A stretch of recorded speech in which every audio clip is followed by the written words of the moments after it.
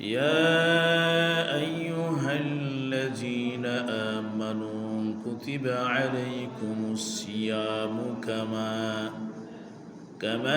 كتب على الذين من قبلكم لعلكم تتقون হে ইমানদাররা, তোমাদের উপর রমজান মাসের সিয়ামকে, রোজাকে ফরজ করা হয়েছে, যেমন ফরজ করা হয়েছিল তোমাদের পূর্ববর্তীদের উপর, যাতে করে তোমরা তাকওয়া হাসিল করতে পারো। কোরআনের এই আয়াতে আল্লাহ তাআলা পরিষ্কার বলে দিয়েছেন, রমজান মাসের সিয়ামকে ফরজ করার কারণ হলো আমরা যেন তাকওয়া হাসিল করতে পারি। তাকওয়া কি? তাকওয়া হলো আল্লাহকে ভয় করা।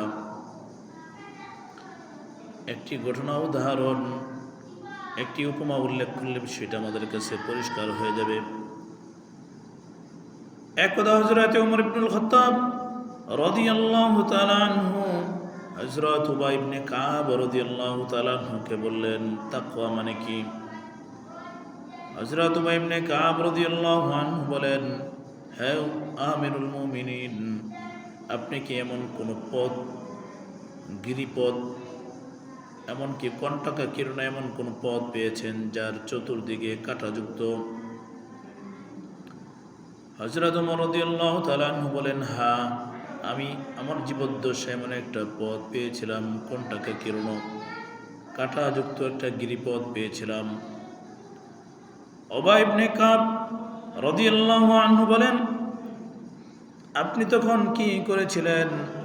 ওমর রাদিয়াল্লাহু আনহু বলেন, আমি অনেকটা ভয় সতর্কতার সাথে আমার কাপড়গুলোকে গুটিয়ে নিয়েছিলাম, অত্যন্ত সন্তর্পণে সতর্কতার সাথে, ভয়ের সাথে সেই পথ অতিক্রম করেছিলাম, যাতে করে কোনো কাঁটা আমার গায়ে লেগে না যায়, আমার কাপড় ছিঁড়ে না যায়। হযরত কাব রাদিয়াল্লাহু আনহু বলেন, হ্যাঁ, এটাই তাকওয়া। এই জমিনের মধ্যে তুমি চলবে, মিথ্যার কাঁটা, গীবতের কাঁটা, বিভিন্ন ধরনের মন্দ বিষয় তোমাকে বিদ্ধ করতে চাইবে, আক্রমণ করতে চাইবে, আক্রান্ত করতে চাইবে। সব ধরনের গুনাহ থেকে আল্লাহ তাআলাকে ভয় করে নিজেকে হেফাজত করবে, এটার নামই হচ্ছে তাকওয়া।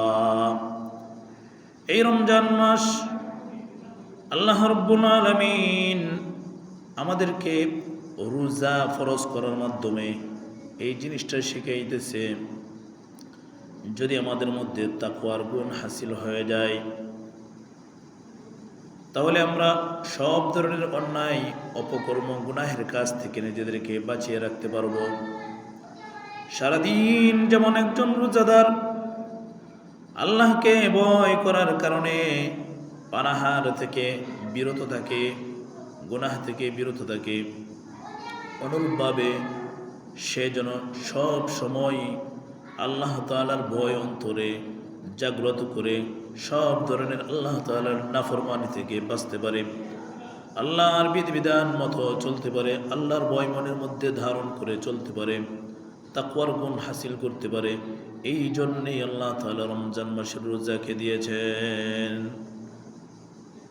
সুতরাং এই তাকওয়ার গুণ যেন আমাদের মধ্যে হাসিল হয়, মুত্তাকি হতে পারি, আমরা যেন ভালো মানুষ হতে পারি, এই জন্যেই আল্লাহ তাআলা রমজান মাসের সিয়ামকে, রোজার বিধানকে আমাদের উপর ফরজ করেছেন। আল্লাহ তাআলা আমাদের সবাইকে, আল্লাহ তাআলা যে উদ্দেশ্যে রোজার বিধান দিয়েছেন, আমরা যেন সেই উদ্দেশ্যকে হাসিল করতে পারি, মুত্তাকি হতে পারি। আল্লাহ তাআলা তৌফিক দান করুন। আমিন।